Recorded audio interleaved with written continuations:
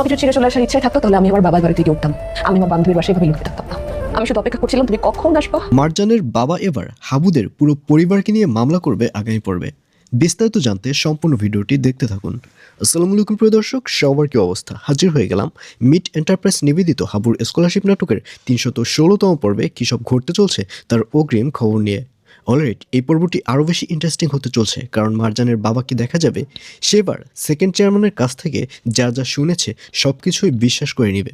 অর্থাৎ গত পর্বে তো দেখতেই পেরেছেন যে সেকেন্ড চেয়ারম্যান ইনিয়ে বিনিয়ে হাবুদের বিপক্ষে যত কথা রয়েছে সব কিছু মারজানের বাবাকে বলেছে, এবং এক পর্যায়ে মারজানের বাবা সেকেন্ড চেয়ারম্যানের সব কথাই বিশ্বাস করে ফেলেছে, এবং সে ভাবছে যে তার মেয়ে মারজানকে হয়তো তারা গুম করে নিখোঁজ করে ফেলেছে। আর এর জন্যই মারজানের বাবাকে দেখা যাবে সেবার হাবুকে নয়, পুরো হাবুর পরিবারকে নিয়ে মামলা করার সিদ্ধান্ত নেবে। আর অন্যদিকে মারজানের স্বপ্নে এবার হাবুকে দেখতে পারবে। মারজান দেখতে পারবে যে হাবু তাকে নিতে এসেছে। তখন মারজান অনেক বেশি খুশি হবে। মারজান বলবে, তুমি এত দেরি করে কেন এসেছো? আমি আমার বাবার বাড়িতে গিয়ে উঠিনি, আমি আমার বান্ধবীর বাড়িতে এসেছি যাতে করে তুমি আসার সাথে সাথে আবার তোমাদের বাড়িতে যেন যেতে পারি, কিন্তু তুমি এত লেট করে কেন এসেছো? আর এই কথা শুনে হাবু বলবে যে তুমি আমার সন্তানকেই বাঁচিয়ে রাখতে পারলে না, আমি কিভাবে তোমাকে আমার গ্রামের বাড়িতে নেব? গ্রামের বাড়িতে যাওয়ার আশা ভুলে যাও।